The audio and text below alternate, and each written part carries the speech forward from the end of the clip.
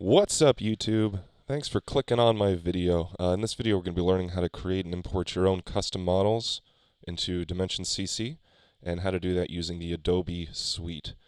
I made an earlier video about this like a while ago, but it's really old and it was on a dated version of Dimensions, and while a lot of it's still applicable, it's just sort of a bad video, so let's just kind of power through it. If you're making, obviously, a 3D model, you're going to have a reference image, but I'm not going to show you how to find and get your own reference image. I'm just going to show you how to do the steps. So let's go to Photoshop, because that's the first thing we're going to do. Just make like a new thing. It really doesn't matter what size your canvas is, but this happens to be mine. So you can copy that if you want. So what we're going to do is we're going to have a new layer, and we're just going to make a shape. And I'm going to try and make a glass for like drinking out of, so I'm just going to kind of make sure I have black on, get my brush here. That's okay. Alright, so I'm just going to do like the base of the glass. I'm going to do like the side of the glass.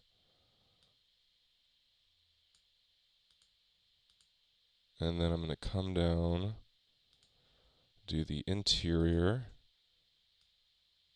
and then like a little spot where it comes together. And now I'm going to fill it in so it's a solid shape.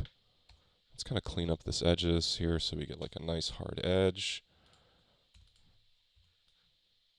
You know, just because it doesn't, the brush doesn't always make like a nice clean edge. It's going to kind of mess up the thing a little bit. Alright, so I don't know, that's clean enough. So let's just duplicate this so I can show you two different examples, one being better than the other, of how you want to orient this structure, because it is important. We're going to flip this one horizontal, and we're going to keep that one how it is. So we got to make these a 3D shape. So what we're going to do is we're going to have one of these layers selected, come up here to 3D, and click on New 3D Extrusion from Selected Layer. And it's going to do something. It's going to be working. Big window is probably going to pop up. Let's just get rid of that. It's not important. You're going to want to make sure that you have this layer still selected and your properties open right here. And we're going to go over to this window, and we're going to want to scroll all the way down to this Revolve, this full Revolve function. As you can see, it's going to revolve it. And let's just tilt it so we can kind of see what we're working on with here. Let me undo that. I didn't grab it from the right spot. I'm trying to grab it from right up in that spot. Alright, just to rotate it so we can see what's going on. And we got a hole in it. That's not what we want. And how that's happening is because of this over here, the extrusion depth. So if I make it a bit bigger, as you can see, it deepens the extrusion, but I'm just going to set it to 0. And now there's no hole.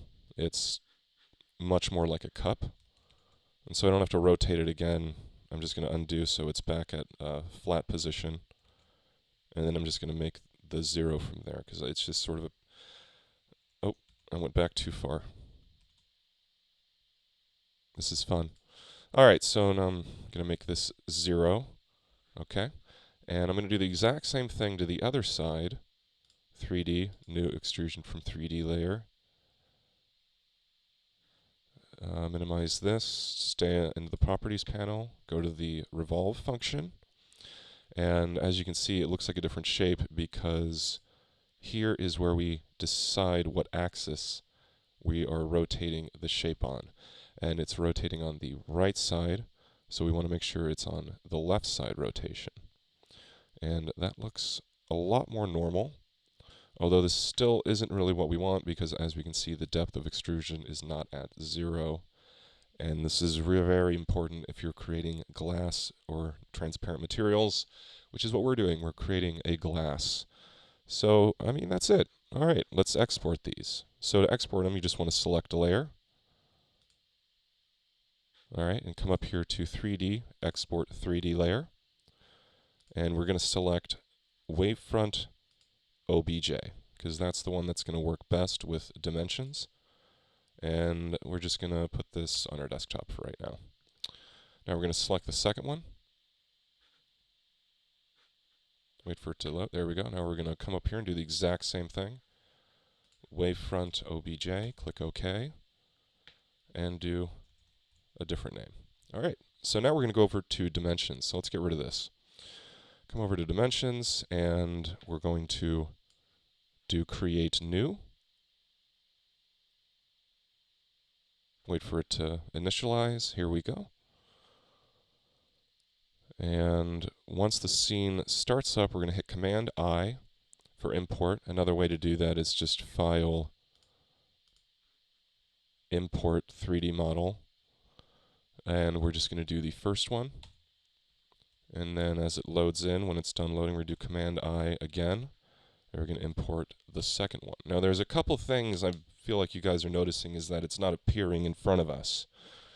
I don't know why this is happening because there's no reason that I can find for it not to import to the center of our scene, because everything else, when you drop it in, imports right in the middle. That's how it's supposed to do. So let's just delete that real quick, and we have, obviously they're in here because we can see them in our scene panel, and we get these little arrows pointing up to, I guess, what direction they're in. Let's zoom out a little, I guess. So there's one, and there's the other. So they're fairly close together, I guess.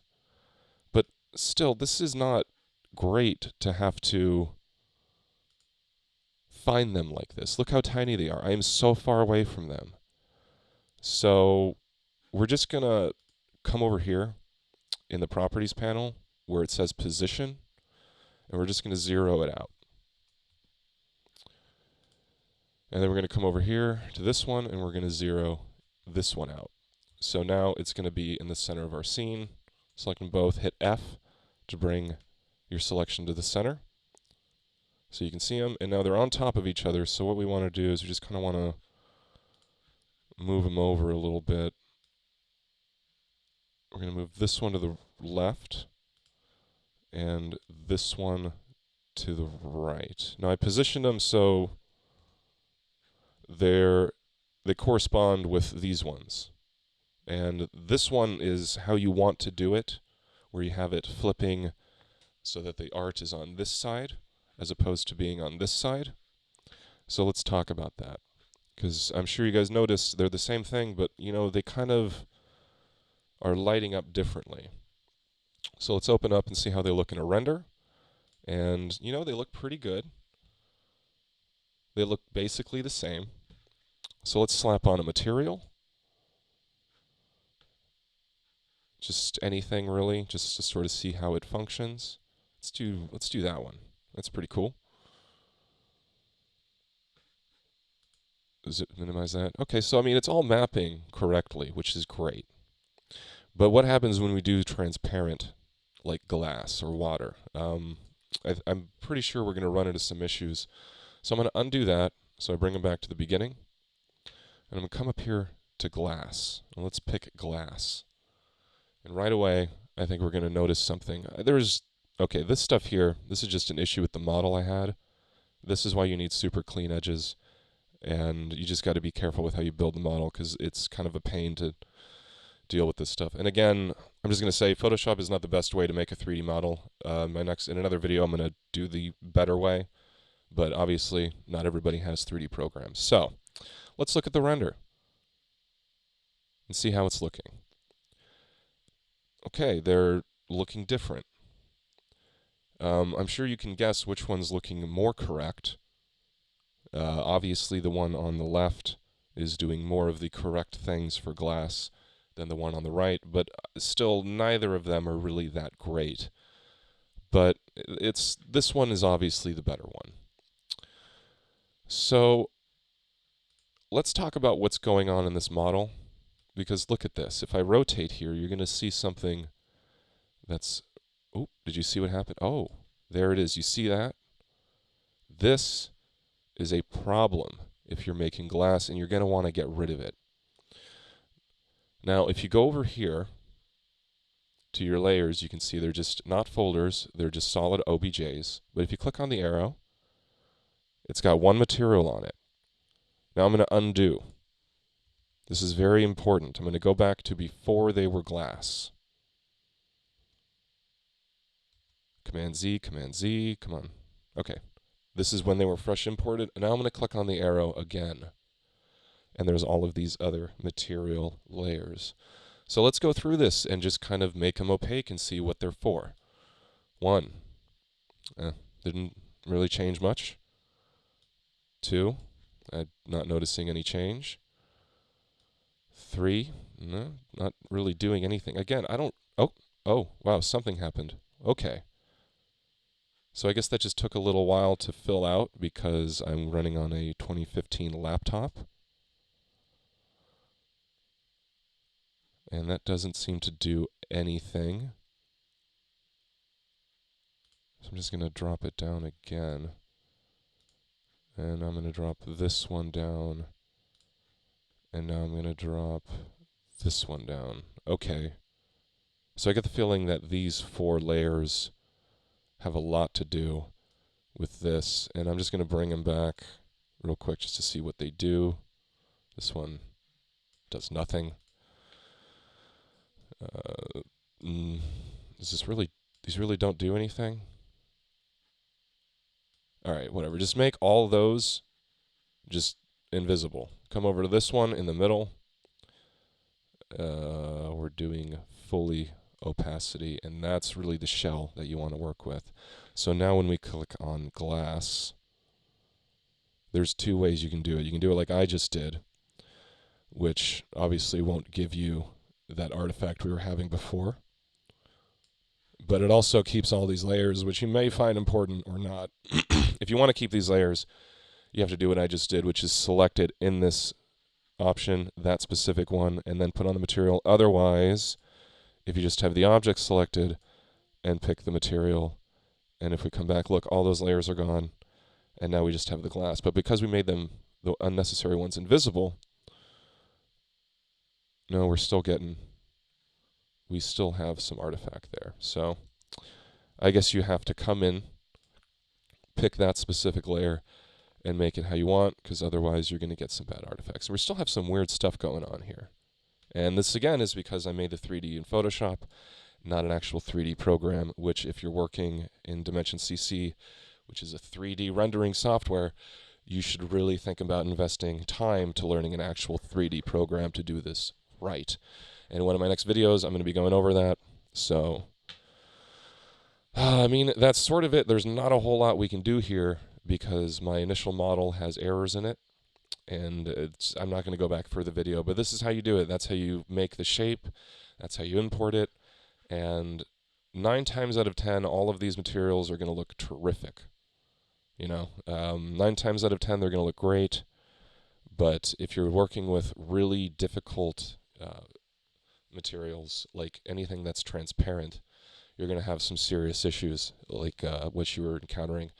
And when we make it with a different program, you're not going to have any of those issues. It's not going to import to a random spot in the scene rather than importing to center, so you don't have to zero anything out.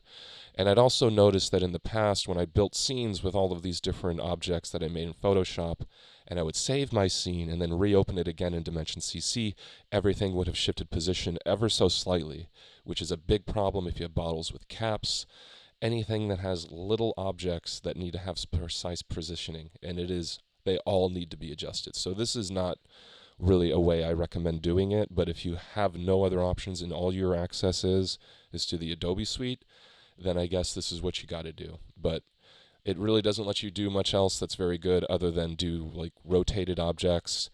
If you want to fill in the object with like some fluid, we can talk about that for a second. So let's go back over to the Photoshop PSD, and we just want to get back to the original shapes.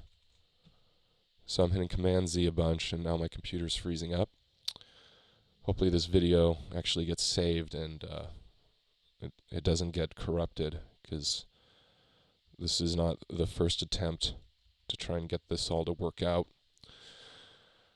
Alright, just going to keep undoing.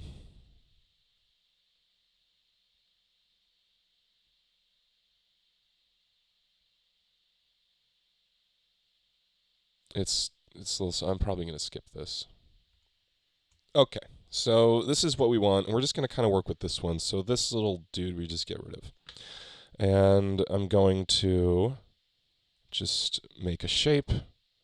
That's about how high I want the fluid to be. I'm going to make a new layer. Command G. I'm just going to fill it in. And now I'm going to go up here, use my want selection, select the shape, delete it from the object so we know where it's supposed to be. And now I'm just going to get rid of all this excess. So I want it to make sure that it's matched up exactly on the same pixel. So I'm zooming in, matching the same pixel, deleting, and now when I do that selection, do contiguous one tool selection on that, just delete that side. Now we have the container and its filler. All right, so let's do this again.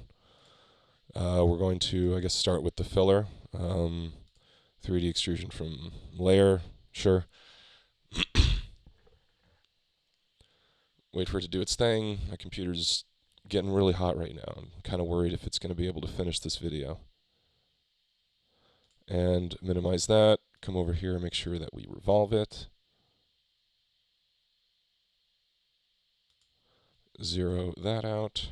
And now we're going to do the same thing. I think my computer is also struggling so hard because Dimensions is also open too. And I'm also like screen recording, so this is just really task intensive for my Mac. I need a new computer. Yeah. You guys want to donate one for me? That'd be so cool. Just top of the line is what I got. So now we're just going to export these like we did, and we have to do them as individual OBJs. We can't, I don't really think we can export it as a scene, so now we're just going to do Untitled 3. And now we're going to select this guy. Come on. Pick. Okay, it's working hard. Probably going to close Photoshop after this, just to help free up some space on my computer. Don't need that. Close, please. Alright, 3D extrusion. Nope, sorry, wrong one. Oh, what's happening?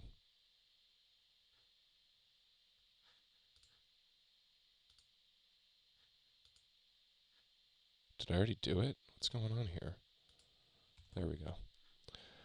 Alright, so this should all work.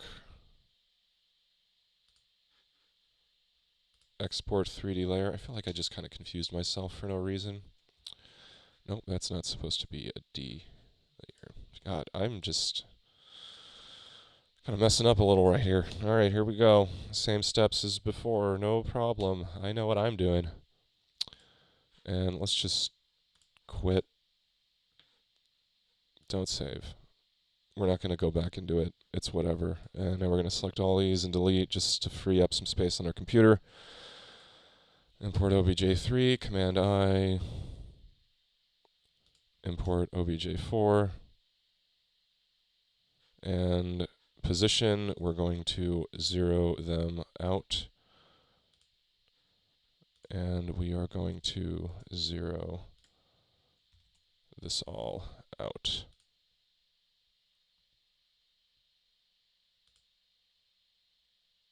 Alright, this is good. Yes, alright, so we're going to make the container glass. And we're going to make the secondary thing something exciting. Let's do something reflective. It's probably going to look cool. Kind of use the right click to sort of move the camera, reorient our mouse. And I want to say that this shape is just a weensy bit too big. I feel like I need to make it a little smaller, which is usually what you'll have to do, is make it a little smaller.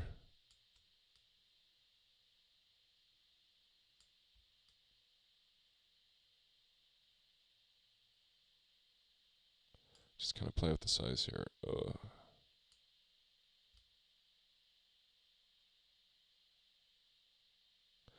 Alright, so I don't know if you can see like this line that's appearing, but I know what's wrong here. Gotta move this up a little. Because I put it on 0 for like to be on the bottom, but it's actually not supposed to be on the bottom. So now let me resize it.